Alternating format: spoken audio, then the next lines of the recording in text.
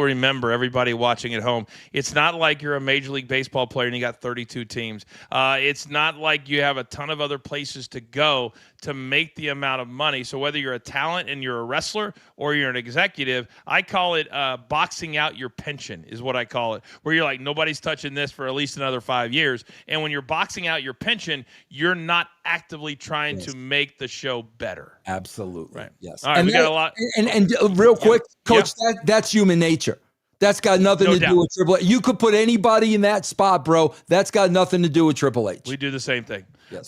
Several more super stickers, Vince, we got to get to. Tyler says, if you had your own promotion, which one of these recent releases would you want to be a part of your team? That's a good question. I would probably go, Vince. I would probably say Dakota of the releases. I would probably say Dakota Kai. Of these, I mean, to me, there's no big stars that were released that I couldn't live without. Any for you? Well, I would have just said Braun Strowman because of the way he looks. Vince loved big guys, by the way. Yeah. He loved big guys. Andre the Giant, Big Show, Brock Lesnar. John Studd, King Kong Bundy. He loved those guys. Yeah. That's probably true. All right, Papa Rain. What's up, Papa Rain? He says, I know Bo Dallas was hurt, but they totally ruined the Wyatt 6 since the debut. All these contract cuts after Nick says we don't shelve talent. That was an interesting quote that he had WrestleMania week when he took a shot at Tony Khan and AEW saying, we don't sign talent and then have them sit on the bench. Well, that might be true, Vince, but the Wyatt 6, I don't know if there's ever been a bigger fumble of the ball in what could have been really, really great content if they would have planned it out, not gone to Whataburger to take pictures out of context, but all of that. And that lasted, 2 or 3 weeks? Maybe? Yeah, and also, Papa Rain, understand, bro, I could have cared less if Bo Dallas was hurt and out of action for a year. Him in that spot, he did not need to wrestle. We saw the promos he cut. He was absolutely phenomenal. Him being hurt and put on the shelf should not have mattered whatsoever for his growth.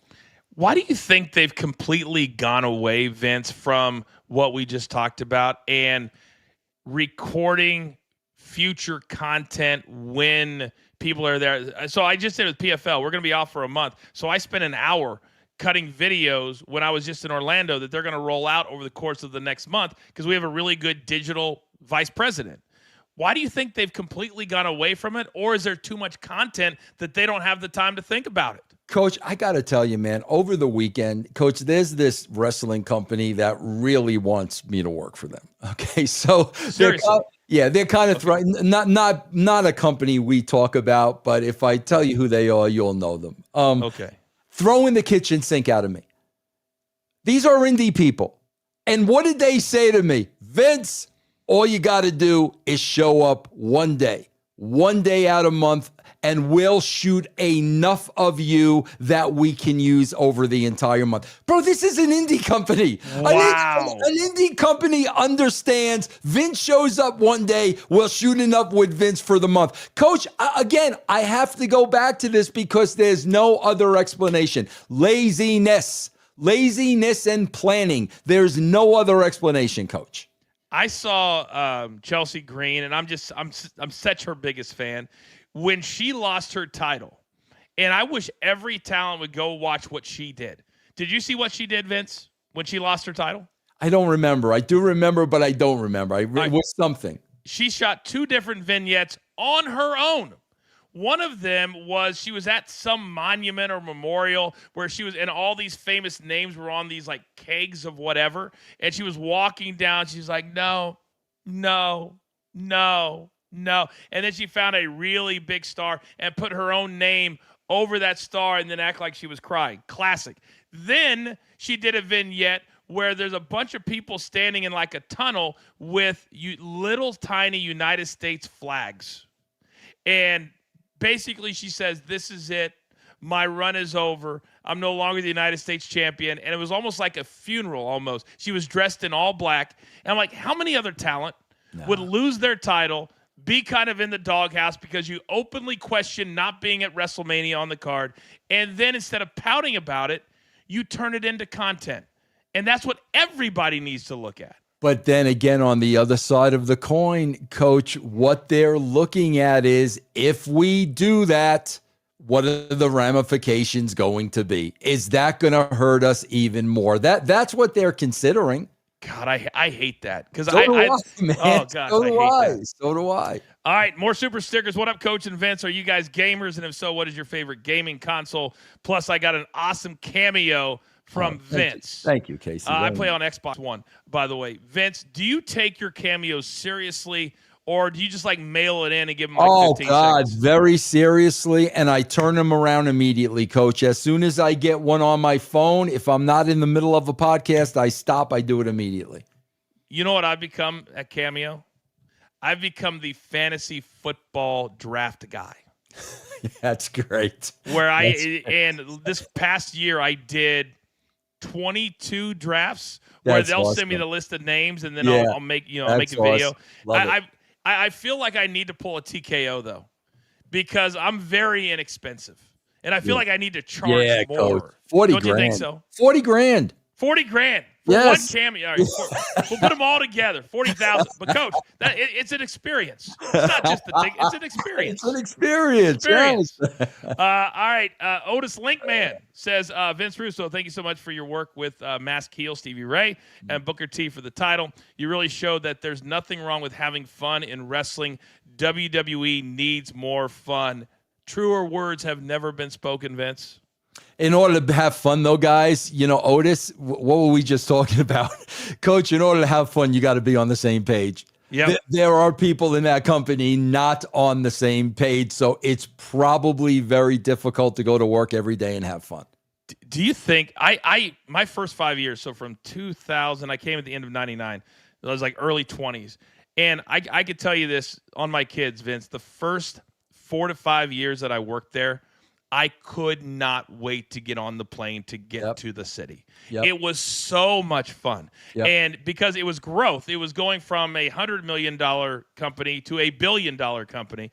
And every time we'd show up, and we had 20 guys that could be main eventing WrestleMania at that time. It was so much fun to see what the show was going to be.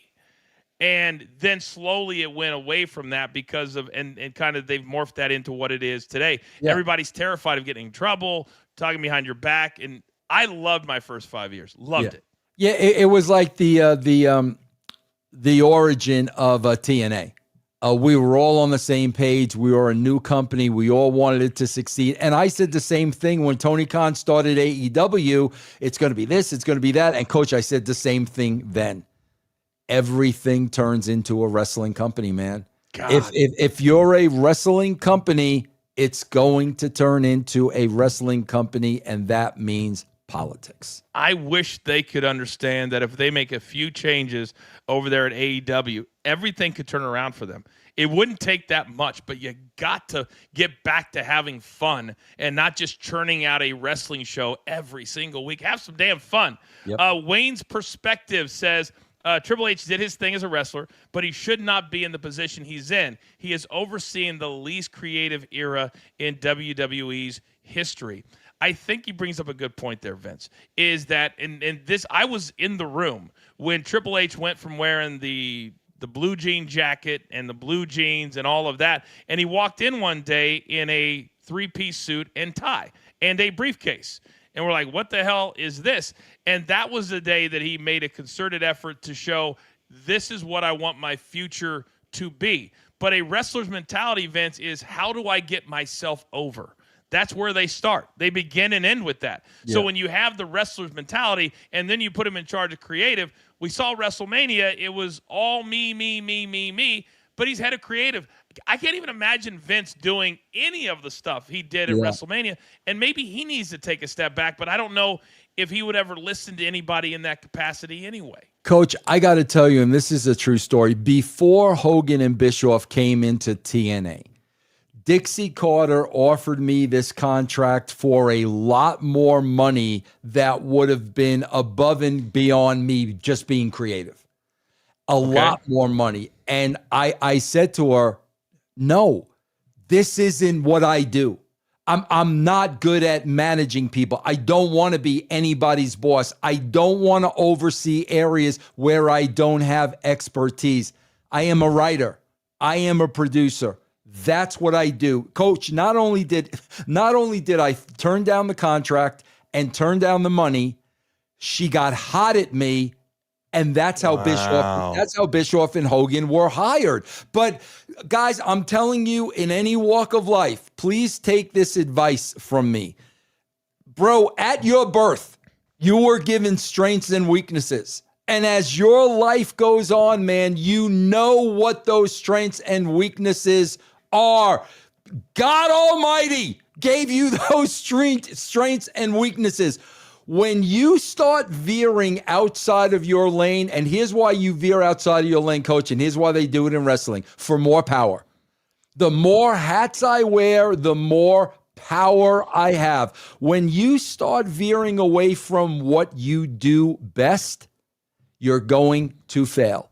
And it's all going to catch up with you. And I think that's exactly where we are with Triple H right now. I think that is very, very well said. And I listen to you say that, and I look at how I really made a shift in how I live in the last 18 months, but also professionally, because we have all of these shows, PFL, PGA Tour, and I was so consumed with certain things, and now I'm just one foot in front of the other. I try to be a good leader, and I try to do what I'm good at, and that's being a great host and also building brands because of who I learned it from. And once I made that change in my head and stopped worrying about what everybody else is doing and just what we're doing here, things start to take off just a little bit. So I love that advice.